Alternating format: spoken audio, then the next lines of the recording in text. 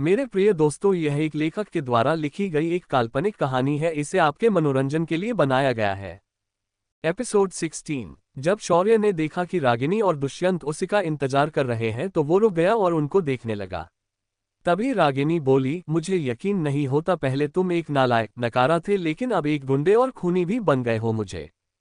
वह अपनी बात पूरी कर पाती उससे पहले शौर्य बोला, मेरे नजरों के सामने से चली जा, तू खुद मां कहलाने के लायक नहीं है। तुझे तो शर्म से कहीं जाकर डूब मरना चाहिए। मुझे अपने आप पर शर्म आती है जो तुझ जैसी औरत की ममता पाने के लिए 20 साल तक इंतजार करता रहा। तुझे तो मुझे तभी समझना चाहिए था कि तू एक निहायती स्वार्थी और घटिया औरत है। पता नहीं तुझे किस गधे ने कलेक्टर बनाया। बाहर जाकर इसके बाद समाज में किसी को मां कैसे होती है इसका ज्ञान कभी मत देना, क्योंकि तू उसके लायक नहीं है। तू एक कुमाता है, कुमाता जो अपने बच्चे को ही जन्म होने पर मरना चाहती थी। आज सिर्फ शौर्य बोल रहा था और रागिनी सुन रही थी। उसकी पूरी लाइफ में किसी ने उसकी बात नहीं कटी थी, लेकिन आज शौर्य ने उसकी बात कटी थी, साथ ही साथ उसे बहुत कुछ सुनाया था। शौर्य फिर दुष्यंत की ओर देखकर कहा, और तुझे तो खुद को एक आईएएस कहना छोड़ देना चाहिए। तू अपनी पत्नी को सही गलत नहीं समझा सकता। तुझे तेरा बेटा आज एक कीड़े की तरह समझता है। तेरी औकात नहीं है खुद को बाप कहने की। मुझे तो अब डाउट आता है कि मेरा जन्म तुझी से हुआ है या तेरी बीवी। शौर्य ने इतना ही कहा और वो रुक गया। उसने फिर एक बार अपनी छोटी बहन को देखा और बोला, तेरा भाई आज भी कहता है तू इस औरत के साथ कभी मत रहना, ये मां कहलाने के लायक नहीं है, वरना ये तुझे भी उसी के तरह एक घटिया इंसान बना देगी। भले तुमने मुझे कभी रखी नहीं बंदी इस औरत की वजह से, लेकिन मैं तुम्हें अपनी बहन मानता हूं, तो याद रखना कभी भी फ्यूचर में मुसीबत में पड़ो तो मुझे जरूर याद करना। इतनी सारी बातें सुनाकर शौर्य वहां से निकल गया। जब वह बाहर आया तो उसने देखा कि एक ब्लैक कलर की थार बाहर खड़ी थी और एक काला सूट पहने आदमी उसका इंतजार कर रहा था। उसने शौर्य को देखा और वो बोला, सर, बड़े मालिक ने आपको लेने के लिए भेजा है, मैं आप ही का इंतजार कर रहा था। शौर्य थोड़ा चौंक गया और उसने उससे पूछा, कौन है तुम्हारा बड़ा मालिक और वो मुझे क्यों बुला रहे हैं? सर, हमारे बड़े मालिक का नाम मोहित सिंह राणा है, उन्होंने अपने यहाँ आपके रहने की व्यवस्था कर दी है। उस आदमी ने बड़े ही शान से कहा। शौर्य को ये नाम याद था तो उसने बिना कुछ सोचे चलने का इशारा कर दिया। ड्राइवर उसे इस गाड़ी में बिठाकर सीधा राणा फैमिली मैंशन पर चला गया। शौर्य को आज भी याद था कैसे वह और उसकी दादी राणा मैंशन आया करते थे। यहाँ आने पर हमेशा उसे अपनों का प्यार मिलता था। इस घर ने कभी भी उसके साथ बुरा बर्ताव नहीं किया। हर दिवाली को मोहित दादाजी उसके लिए नए कपड़े लाया करते थे। तभी उसकी आंखों के सामने एक लड़की की तस्वीर उभर आई, एक थोड़ी सी शर्मीली मगर बेहद खूबसूरत लड़की जो हमेशा उसके साथ अपनी बुक्स शेयर करती थी। कभी कभी वह उसके लिए स्कूल में मिठाई लेकर आया करती थी। तभी शौर्य को याद आया कि वह सिर्फ उसके सामने शर्माती थी, लेकिन बाकी लोगों के सामने वह एक गुंडे की तरह बर्ताव करती थी। एक बार तो उसने अग्निहोत्री मैंशन में अभी और विशाल को बुरी तरह से पिट दिया था। जब ये बात शौर्य को याद आई तो उसके चेहरे पर एक हल्की मुस्कान आई। तभी ब्रेक लगने की आवाज से शौर्य अपने यादों से बाहर आया। सामने एक बड़ी सी हवेली थी और कई नौकर चाकर वहां अंदर बाहर घूम रहे थे, मानो किसी फंक्शन की तैयारी कर रहे हो। जब शौर्य गाड़ी से उतरा तो उसने देखा रुद्र और प्रताप, जो मोहित दादाजी के बेटे थे, वह दोनों उसका इंतजार कर रहे थे। शौर्य को देखते ही रुद्र बोला, छोरे, तूने तो मारे से घना इंतजार करवाया। थारा प्रताप चच्चा तो बावला हो गया था, बोल रहा था मैं खुद शौर्य को लाने जाऊंगा।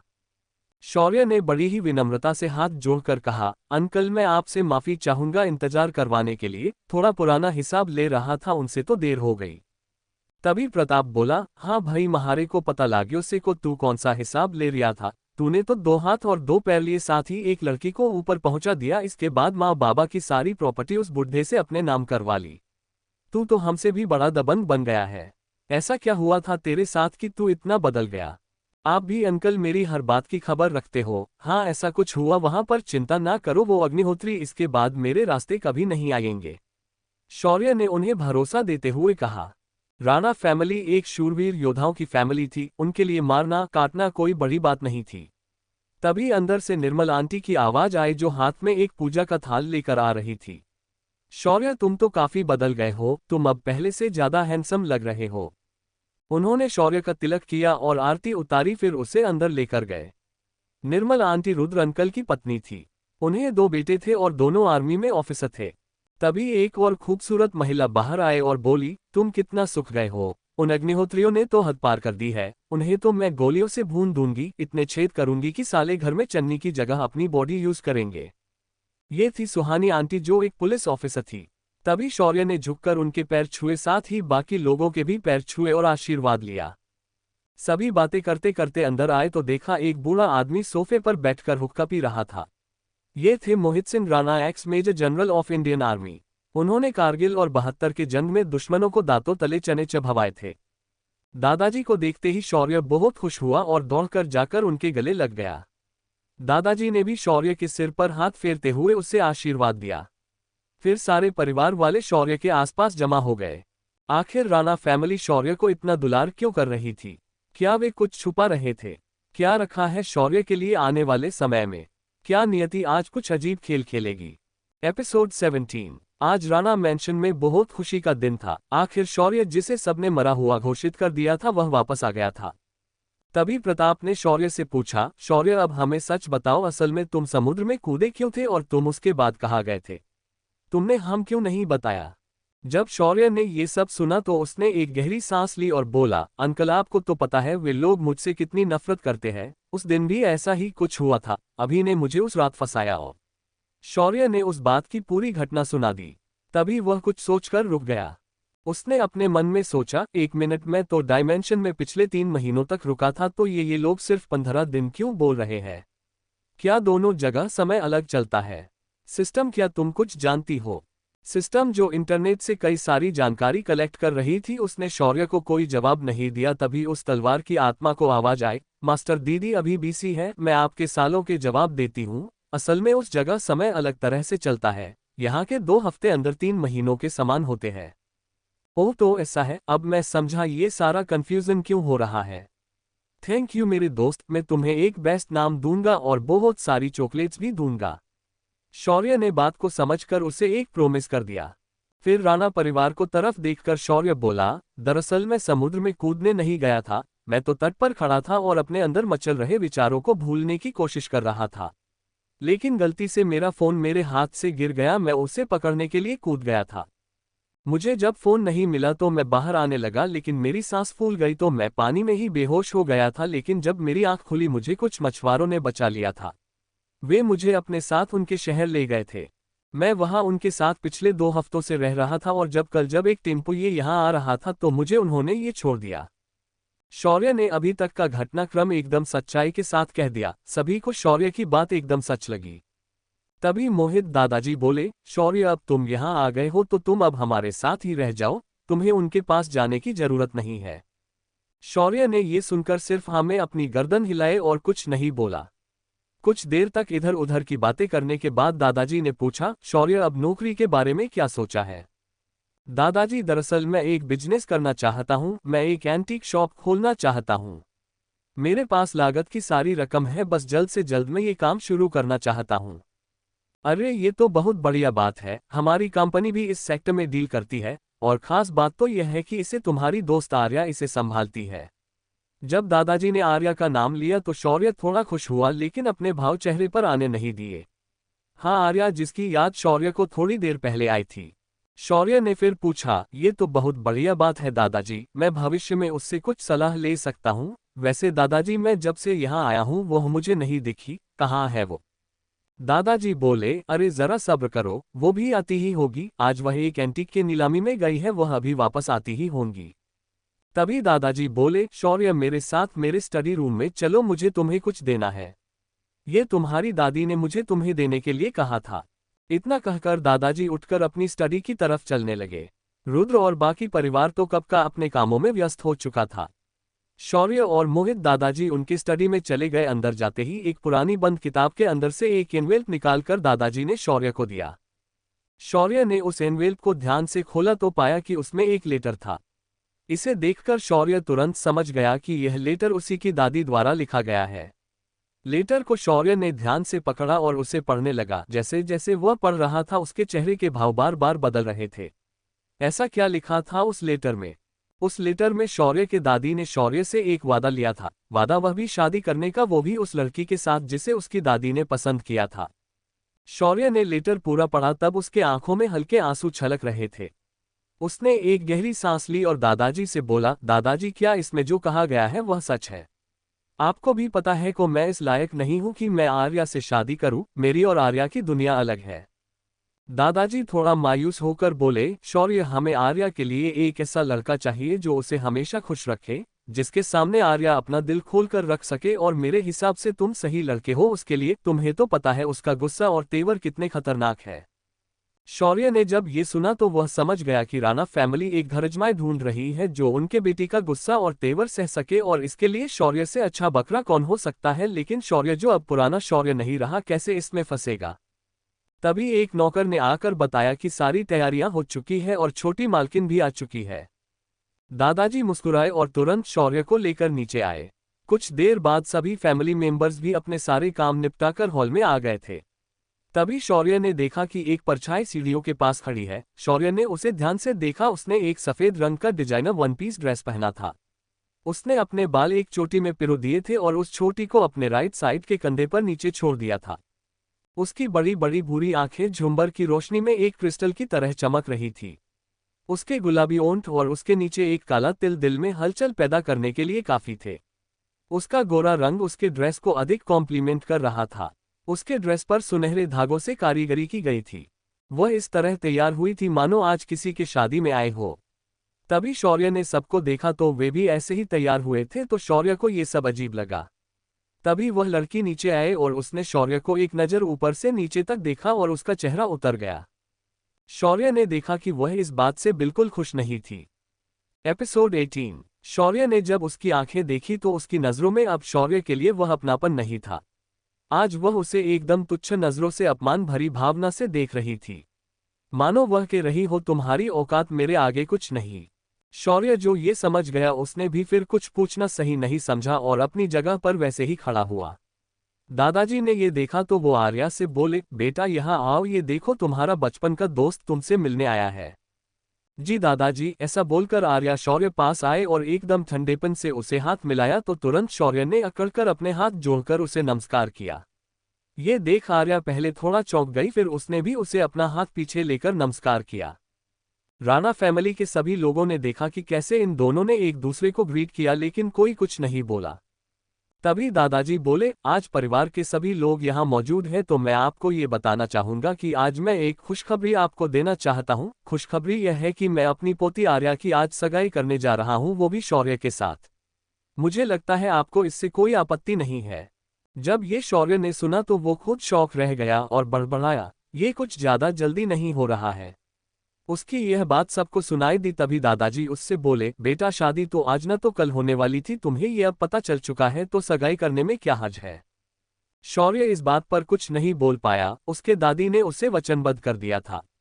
कुछ सोचकर उसने आर्या को देखा तो उसके चेहरे पर कोई भाव नहीं थे, वह सिर्फ शौर्य को घूर कर देख रही थी मानो उसका बस चले तो वो उसे अभी पीट दे। शौर्य ने भी उसकी तरफ देखा और धीरे से हल्की आवाज में उससे बोला, ज्यादा घूर मत, मुझे भी किसी पागल कुत्ते ने नहीं काटा जो तुझसे शादी करूंगा, वो तो तेरे इस बुढ़े ने और मेरी दादी ने मुझे फंसाया है। शौर्य ने कही हुई बात सिर्फ आर्या को सुनाई दी, बाकी किसी ने उसे नहीं सुना था।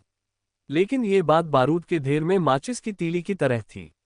इसे सुनकर आर्या मानो पागल हो गई हो और वो तुरंत बोली, रुकिए, मैं अभी शादी नहीं करना चाहती, और मैं अभी छोटी बच्ची नहीं हूं, मैं भी देखना चाहती हूं कि यह मेरे लायक है भी या नहीं।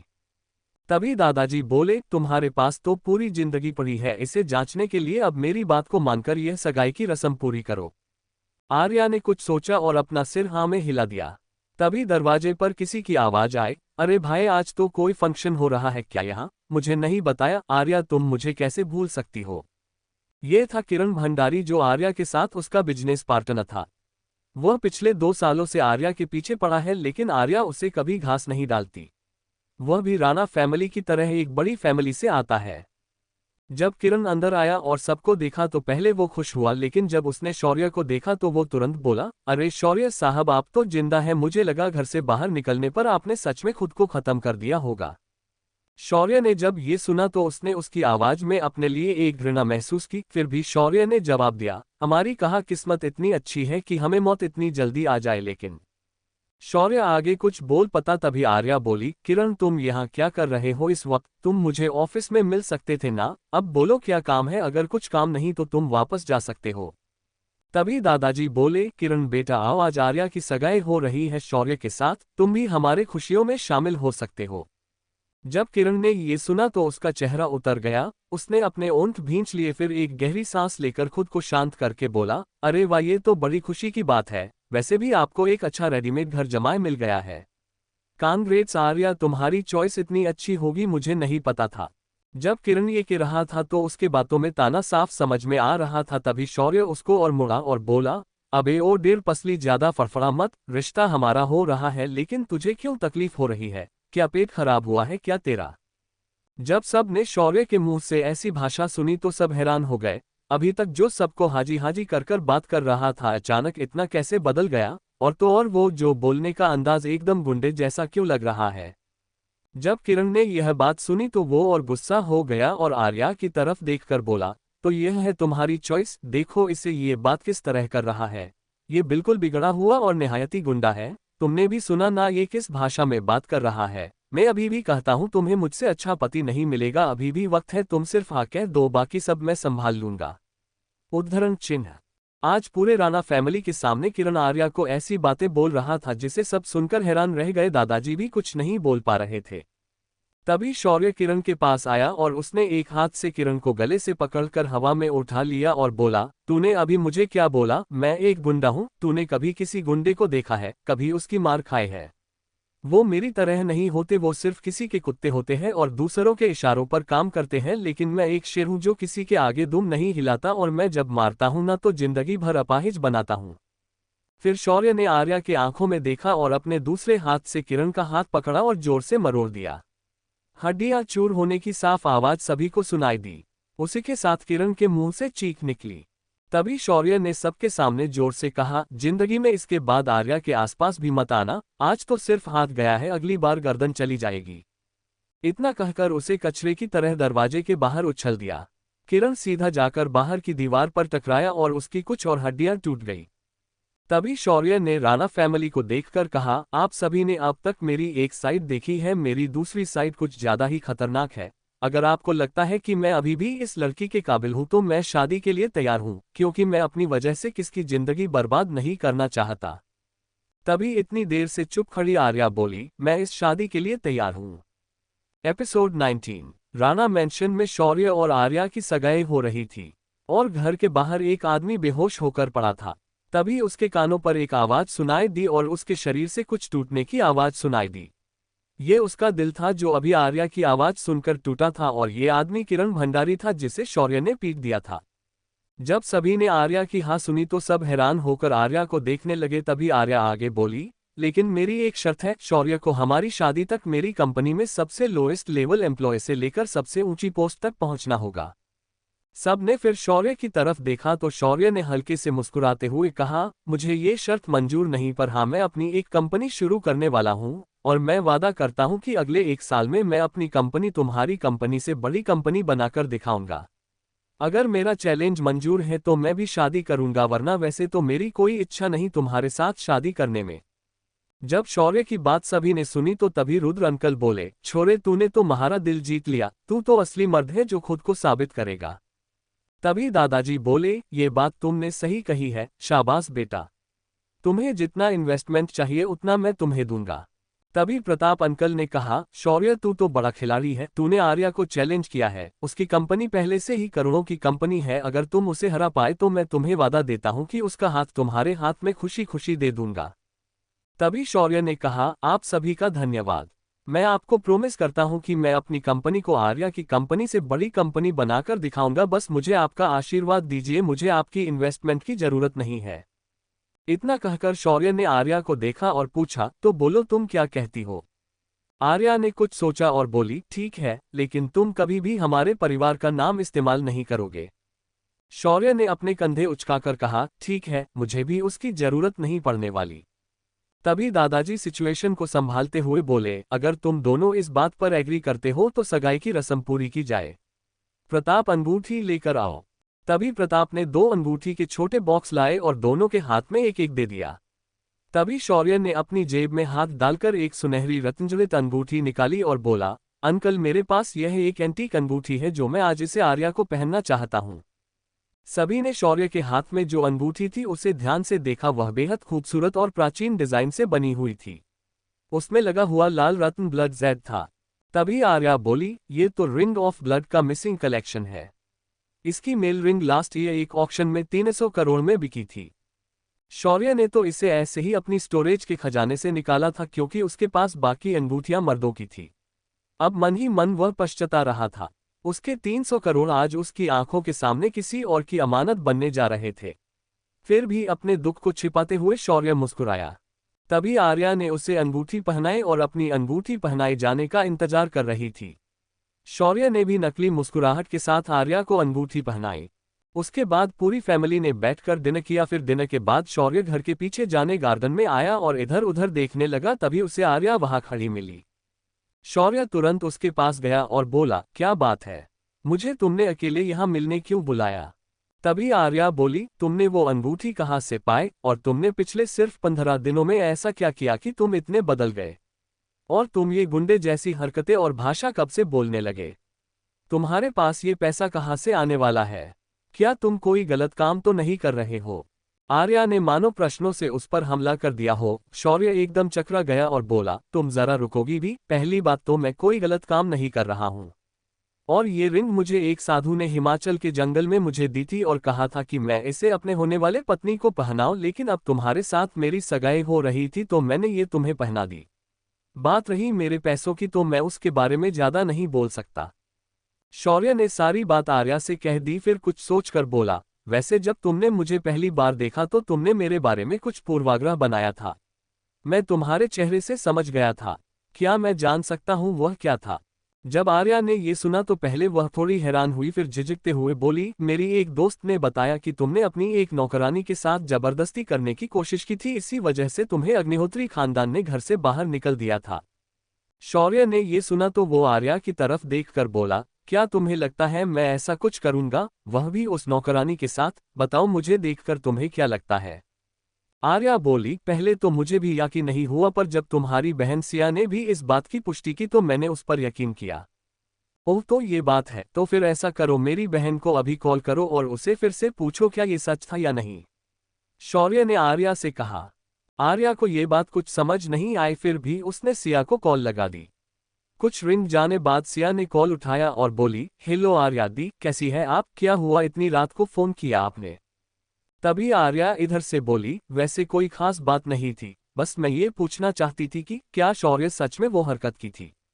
जब सिया ने ये सुना तो उसे तुरंत आज सुबह का सीन याद आया और वो डरते हुए बोली, आर्या दी, आज सुबह मुझे पता चला कि यह सब एक साजिश थी शौर्य को फंसाने के लिए। इसके पीछे अभी भैया और विशाल का हाथ था, और वह नौकरानी उससे। तो जब सिया आगे जो हुआ बताने वाली थी तभी उसे फोन पर शौर्य की आवाज सुनाई दी, बस मुझे इतना ही आर्या को बताना था, थैंक यू, अब तुम फोन रख सकती हो। जब सिया ने शौर्य की आवाज सुनी तो वह बहुत डर गई। फिर शौर्य ने मुड़कर आर्या की तरफ देखते हुए कहा, अब हो गया ना दूध का दूध और पानी का पानी? क्या और कुछ जानना चाहती हो या फिर तुम्हें अभी भी मुझ पर शक है?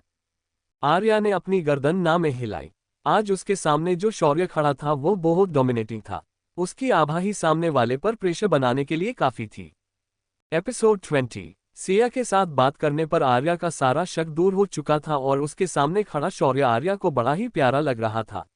वह मन ही मन में मुस्कुरा रही थी। इधर सिया जिसने शौर्य की आवाज सुनी थी वह बहुत डर गई थी। उसका अपना भाई, जिसे उसने कभी भी अपना भाई नहीं माना, जिसे उसने अपने बचपन से नकारा, आज उसकी बस आवाज सुनकर उसकी जान हलक में आ गई थी। उसे रह रहकर वो दिन याद आ रहे थे जब वह आपके बाकी भाइयों के साथ मिलकर शौर्य को जानबूझकर तंग किया करती थी। आज उसे अपने ही सगे भाई से डर लग रहा था। तभी उसने कुछ सोचा और अपने माँ के कमरे की तरफ चली गई। अंदर रागिनी अपनी चेयर पर बैठकर आज उसे शौर्य ने जो कहा उसे याद कर रही थी। रागिनी भी अच्छे से जानती थी कि उसने शौर्य के साथ गलत बर्ताव किया है, लेकिन जब भी वह उसे देखती तो उसका मन न जाने क्यों घृणा से भर जाता था। उसे उस पर गुस्सा आता था और वह उसे कुछ भी बोल देती थी। लेकिन आज उसने उसे कुछ बोलने का मौका तक नहीं दिया और उसने उसे उसके मां होने पर सवाल उठा दिया था। आज उसकी ऑफिस में भी उसने अपने स्टाफ को उसके बारे में कहते हुए सुना, अरे अगर तुम माँ बनने वाली हो तो रागिनी मैडम से दूर रहना, वो औरत कभी भी माँ कहने के लायक नहीं है। उसने अपने अच्छे खासे बच्चे को भी दिमागी विकलांग समझकर कभी नहीं अपनाया। उसका बेटा तो पढ़ाई में भी अच्छा था और बाकी बच्चों जैसे वह भी नॉर्मल था, लेकिन ये औरत उसे कभी समझ नहीं पाए। कोई इतना अकल का अंधा कैसे हो सकता है? भगवान ऐसे लोगों को प्रतिभा देता है लेकिन मातृत्व कभी नहीं देता। एक स्टाफ मेंबर अपना नाक मुंह सिकोड़ते हुए बोली। तभी दूसरी स्टाफ मेंबर बोली, मैंने तो ये भी सुना है कि उसने अपनी दूसरी बच्ची को भी एक मशीन की तरह बनाया है। उस लड़की में कोई इंसानी भावना है ही नहीं। अरे बाप रे, हमें भी उस औरत से सिर्फ काम से काम रखना चाहिए। वो एक कुमाता है, कुमाता। तभी दरवाजे पर कनोक की आवाज से वह अपने ख्यालों से बाहर आए। उसने दरवाजा खोला तो सामने सिया खड़ी थी। सिया को देखकर रागिनी ने उसे अंदर आने दिया और बोली, सिया क्या बात है, तुम यहाँ इस वक्त? तभी सिया ने दबी हुई आवाज में कहा, माँ क्या सच में आप मेरे भाई से इतनी नफरत करती हो कि आप उसे मारना चाहती थी? और आज शौर्य ने जो सुबह आपको कहा कि आप एक ऐसी औरत हो जो माँ के नाम पर कलंक है, अब आप मुझे सब सच बताएंगी कि क्या है असली वजह जो आप मेरे भाई से इतनी नफरत करती है? उसने आज आपके कैरेक्टर पर सवाल किया था। क्या वो आपकी कोई नाजायज औलाद था? जब रागिनी ने अपनी बेटी के मुंह से ऐसी बात सुनी तो वो सनन रह गई। फिर वो दर्दभारी आवाज में बोली, दरअसल तुम्हारा भाई जन्म के समय एक मानसिक विकलांग पैदा हुआ था। डॉक्टर्स के मुताबिक वह ज्यादा दिनों तक जीवित नहीं रह सकता था, पर तुम्हारी दादी ने उसे कई जगहों पर दिखाकर उसे ठीक करवा लिया, लेकिन तब तक मैं अपनी आईएएस की ट्रेनिंग के लिए चली गई थी। फिर रागिनी ने अपने आंसू पोंछे और आगे बोली, जब मैं वापस आई तो मेरे पास उसके लिए वक्त नहीं था क्योंकि तुम्हारा जन्म हुआ था। धीरे धीरे उसमें और मुझ में दूरियां बढ़ती गई, फिर भी वह हमेशा मेरा इंतजार करता था। कई बार वह मुझे मिलने आता था, लेकिन जब मैं उसे देखती थी तो मेरे अंदर की माँ उसके साथ रिएक्ट नहीं कर पाती और मैं उस पर गुस्सा हो जाती थी। तुम्हारे पापा भी उसे कभी अपना नहीं पाए क्योंकि उन्हें भी ऐसा ही लगता था। लेकिन आज जो मैंने अपनी आंखों से देखा, उसे देखकर मैं समझ चुकी हूं कि आज वो इंसानों को कीड़े मकोड़ों की तरह मारता है, उसकी जिम्मेदार मैं खुद हूं। पता नहीं आगे क्या होगा, लेकिन मैं तुम्हें बताना चाहती हूँ कि मैं उसकी सबसे बड़ी गुनहगार हूँ। लेकिन तुम उसे अपनाओ, उसे कभी नफरत मत करना। आज भले ही वह इतना बदल गया है, पर वह तुम्हें कोई नुकसान नहीं पहुंचा सकता। हो सके तो उससे माफी मांगो और उसे फिर एक इंसान बनाने की कोशिश करो। मैं एक कुमाता हूं जो अपने घमंड में भूल गई थी मैं किसकी मां हूं। इतना कहकर रागिनी अपना सीना पीटकर रोने लगी। पहली बार किसी ने उसे आज एक सामान्य स्टाफ ने क्रिटिसाइज किया था। आज तो पीठ पीछे हुआ है, कल पता नहीं कोई उसे उसके मुंह पर सुना दे। तभी दुष्यंत कमरे में बड़े गुस्से के साथ दाखिल हुआ। उसे ऐसा देखकर रागिनी ने पूछा, अब आपको क्या हुआ, आप क्यों इतने गुस्से में हो? तभी दुष्यंत गुस्से से बोला, वो कमिश्नर मुझे बाप होने का मतलब समझा रहा था। उसने आज मेरे मर्द होने पर शंका जताई। उसका कहना है कि शौर्य मेरा बेटा नहीं बल्कि किसी और का बेटा है, इसीलिए तुमने उसे जन्म से ठुकराया है। आज उसने अपने बेटे के आईपीएस बनने पर अपने बेटे की वाहवाही करी और मुझे बोला, तुम बाप कभी नहीं हो सकते जिसने अपने होनहार बच्चे को घर से बाहर निकल दिया। जब दुष्यंत की बात रागिनी ने सुनी तो उसके दिल पर और ज्यादा चोट पहुंची। उसके रुके हुए आंसू फिर बहने लगे। इधर उसे देखकर दुष्यंत बोला, अरे अब तुम क्यों रो रही हो? ये सब उस लड़के की वजह से हुआ है। मैं कल ही किसी को बोलकर उसे इस शहर से गायब कर दूंगा। मैं उसकी शक्ल भी नहीं देखना चाहता। तभी सिया बोली, आज शौर्य एकदम ठीक कह रहा था। पापा आप बाप कहलाने के लायक नहीं हो, आपने उसे कभी अपना बेटा माना ही नहीं। ऊपर से जब इस बात पर सवाल उठाया तो आपको इसमें भी उसकी गलती दिखती है। आप दोनों अपने पावर के नशे में अंधे हो गए थे, लेकिन माँ को थोड़ी अक्ल आई है, पर आप वैसे के वैसे हैं। आपको पता है ना, वो लोगों को मारने से पहले अपनी पलकें भी नहीं झपकाता, और आप उसे मारने की बात कर रहे हो। उल्टा आपको उसके पैर पकड़कर माफी मांग लेनी चाहिए। तभी कमरे में एक जोर की आवाज हुई और दुष्यंत ने सिया के गाल पर जोरदार चाटा मार दिया। अब क्या होगा आगे? क्या सिया भी शौर्य की तरह घर छोड़कर चली जाएगी? क्या रागिनी शौर्य से माफी मांगेगी? जानने के लिए बने रहिए हमारे साथ योर स्टोर 2 पर। मेरे प्रिय मित्रों, आगे की कहानी जानने के लिए लाल डिब्बे पर जोर से मुक्का मारिए।